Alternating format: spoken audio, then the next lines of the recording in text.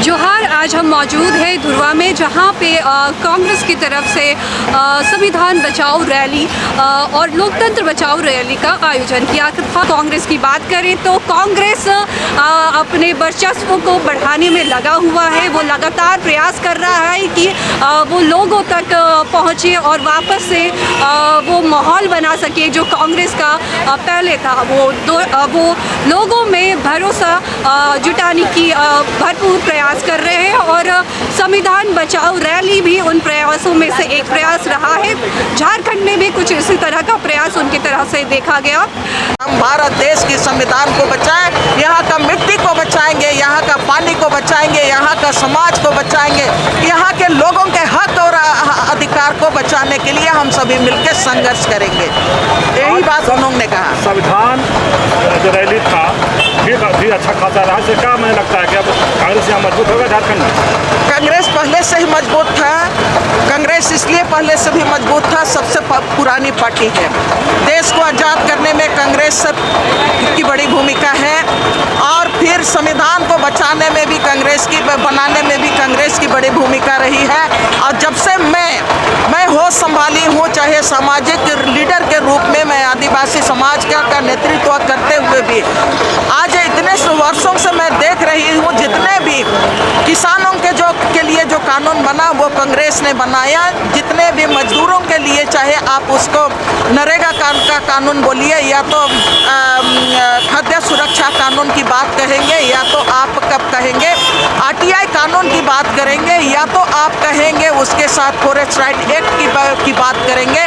तमाम कानून तो कांग्रेस ने ही बनाया और कांग्रेस ने ही 2013 का जब पूरे देश में विस्थापन के खिलाफ लोग लड़ रहे हैं, झारखंड में लड़ रहे हैं, तब कांग्रेस ने 2013 का कानून बनाया। उस 2013 का कानून में ग्राम सभा को प्रमुखता के साथ जगह दिया और यहाँ पर ग्राम सभा के साथ यहाँ पर 5वें अनुसूची में जो अधिकार है हर जाति और समुदाय के लिए, उसको भी प्रायोरिटी के साथ उन्होंने अधिकार देने का काम किया। इसलिए मुझको पूरी तरह से विश्वास है।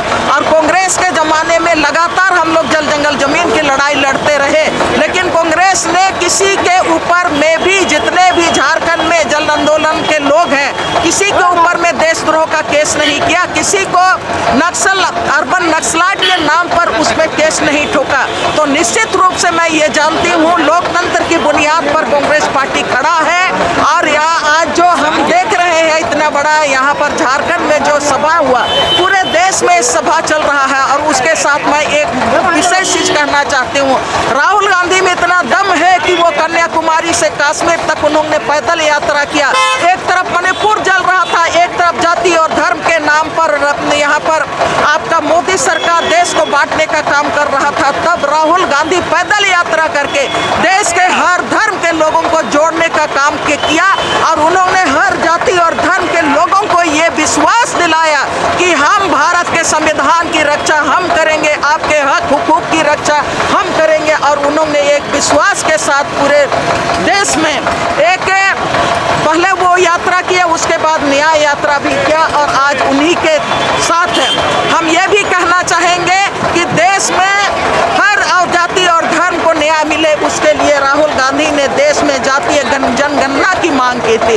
बार बार वो बोले कि जातीय जनगणना होना चाहिए कि राज्य में कितने कौन सा जाति और समुदाय के लोग हैं जिनको उनके संवैधानिक अधिकार है, उन अधिकारों की रक्षा करना है। और मैं धन्यवाद देना चाहती हूँ, आज मैं राहुल गांधी को धन्यवाद देना चाहती हूँ और उसके साथ सोनिया गांधी को भी धन्यवाद देना चाहती हूँ। और आज भारत का प्रधानमंत्री को उनको घुटना टेकना पड़ा राहुल जी के मांग पर और जातीय जनगणना की घोषणा की। ये तमाम बातें, ये तमाम जो मुद्दे हैं, ये जो सामाजिक न्याय के जो मुद्दे हैं, वो तमाम मुद्दों के साथ राहुल गांधी खड़े हैं। तो जो आपने सवाल किया क्या कांग्रेस मजबूत होगा, निश्चित रूप से वो पहले से मजबूत था और लोकतंत्र का स्तंभ कांग्रेस है और कांग्रेस ही इस देश की लोकतंत्र को जिंदा रखा भी है, आगे भी मजबूत करेगा।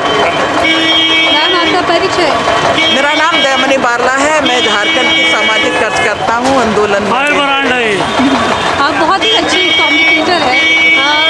मैं तो आपसे जानना चाहूँगी कि आप झारखंड के बारे में कुछ बोले, यहाँ के मुद्दों के बारे में बोले।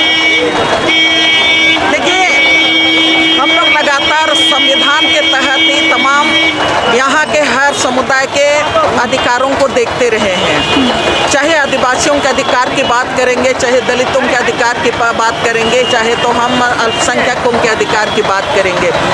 मैं जहाँ तक हो, जब से मैं जान रही हूँ, झारखंड में बड़े बड़े विस्थापन के सवाल अभी भी हैं, लेकिन लगातार हम लोग भारत के संविधान को, विशेष करके जो 5वें अनुसूची का मामला है, 5वें अनुसूची में जितने भी अधिकार हैं, दलितों के लिए है, अल्पसंख्यकों के लिए है, आदिवासियों के लिए, उसी को सामने रख के हम लोग लगातार संघर्ष किए।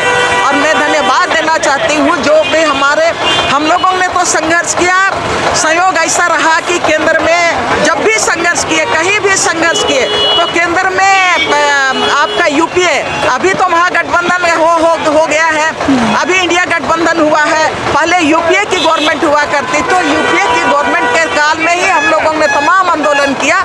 लेकिन मैं धन्यवाद देना चाहती हूँ कि मेरा जो अनुभव है, कांग्रेस ने हर जन आंदोलन, हर जाति और हर मजहब की बातों को सुनने का काम किया है, और उसी के संविधान के बुनियाद पर ही हर जाति और समाज के साथ वो खड़ा होने का काम किए हैं। तो हम तो लड़ाई लड़ रहे हैं विस्थापन के खिलाफ, यहाँ के आदिवासियों के लिए, मूलवासियों के लिए, किसानों के लिए, उनके जंगल और ज़मीन के लिए, हर जाति और धर्म को पानी चाहिए, शुद्ध पानी चाहिए, शुद्ध हवा चाहिए, शुद्ध भोजन चाहिए, यहाँ का पर्यावरण कैसे बचे, उसके लिए लगातार लड़ रहे हैं। और मैं धन्यवाद देना चाहती हूँ कि कांग्रेस के जो, या तो लोकसभा के विपक्ष के जो हमारे लीडर हैं राहुल गांधी, वो हमेशा अडानी और अंबानी जैसे बड़े बड़े जो कारपोरेट है, जो झारखंड का जंगल और ज़मीन, पानी और हर चीज़ को लूटना चाहते हैं, उनके खिलाफ में लड़ रहे हैं। मोदी एक तरफ अडानी और अंबानी को पूरे देश की संपत्ति सौंपना चाहते हैं, वो मोदी और ये नरेंद्र मोदी चाहते हैं कि इस देश में सिर्फ अडानी और अंबानी का परिवार ही पले बढ़े, लेकिन राहुल गांधी चाहते हैं कि इस देश में हर जाति और मजहब जितने भी लोग हैं, देश के सम्मानित नागरिक हैं, सबको जीने का अधिकार है, हर कोई यहाँ पर मान सम्मान के साथ जिए। और आज उसी को लेके आप देख रहे हैं कि कांग्रेस ने जो संविधान बचाओ और लोकतंत्र बचाओ सभा किया, तो उसमें हम लोग भी आए हैं, सबको आए हैं, गाँव के लोग भी आए हैं। सफल रही आज? देखिए, सफल हम भीड़ से नहीं आते हैं जी, भीड़ से नहीं आते हैं, उनके क्वालिटी से आते हैं। और विपक्ष में देखिए, विपक्ष में जो हमारा राष्ट्रीय लीडर है, और हम लोग जो जमीन में मजबूत जो लड़ने वाले लोग हैं, उन पे जाना चाहिए। वो हमारा कितना मजबूत है। भीड़ में बहुत लोग आ जाते हैं, और जो आपने कहा कि भीड़ को देख के आपको क्या लग रहा है, सफल हुआ है, लेकिन हम लोग हमेशा सफल रहे हैं। हम लोगों का डायरी में कभी विफलता नहीं लिखी हुई है, और इसे में भी आप आंक लीजिए कि हम लोग हमेशा किसानों के साथ रहे हैं। और जिस तरह से MSP को लेके राजस्थान के किसान लड़ रहे थे, नरेंद्र मोदी और आपका प्रधानमंत्री नरेंद्र मोदी और अमित शाह ने दिल्ली के आजू बाजू पूरा कांटों का जाल बिछा दिया था, रोड में पूरा कांटा बिछा दिया, लेकिन नरेंद्र मोदी को झुकना पड़ा कि MSP को नहीं दे रहा है। लेकिन उन्होंने ये तय कि आंदोलन को जिस तरह से रौंद रहा था, बाद में शांत हो गया।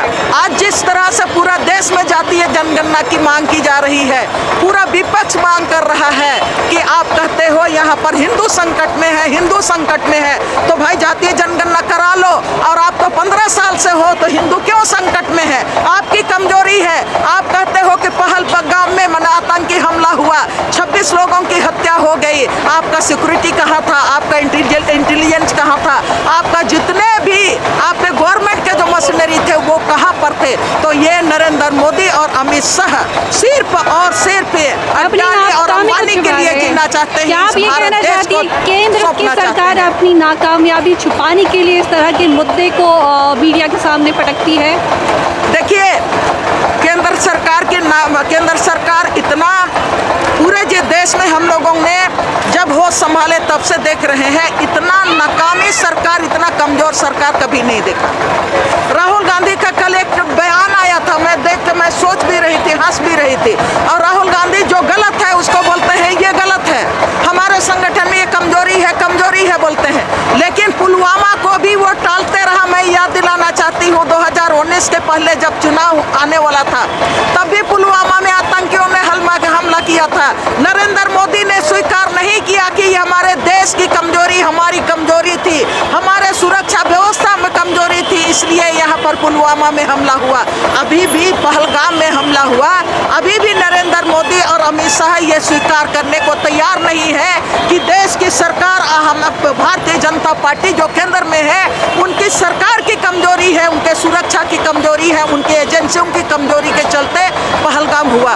तो ये सबसे कमजोर सरकार है नरेंद्र मोदी की, जो सच्चाई को भी देश के वासियों के लिए, देशवासियों को मारना चाहती है, लेकिन उस सच्चाई को स्वीकारना नहीं चाहती है जो देश को मजबूत करता है। तो उनको स्वीकार करना चाहिए। सारे लोग ये जान रहे हैं कि आपकी एजेंसी, आपकी तमाम एजेंसियां कमजोर थी, आपका सुरक्षा व्यवस्था कमजोर था, एक भी वहाँ पर आदमी नहीं था, सिक्योरिटी नहीं था, फोर्स नहीं था। तो ये नरेंद्र मोदी, आपने कहा कि क्या वो सीख लेगा, वो सीखने वाला आदमी नहीं है। उनको सिर्फ अडानी और अंबानी के लिए जो कुछ भी करना है, वो अपने देश को बेचना है, देश के नागरिकों को जो उनकी हत्या भी हो जाए उससे उनको कोई मतलब नहीं है, देश की जनता से उनको कोई सरोकार नहीं है। जी मैम, आपका बहुत बहुत शुक्रिया। कैमरा पर्सन अभिजीत कुमार के साथ रिपोर्टर एहतशाम प्रवीण, आप देख रहे हैं बागी रिफ्लेक्शन। धन्यवाद।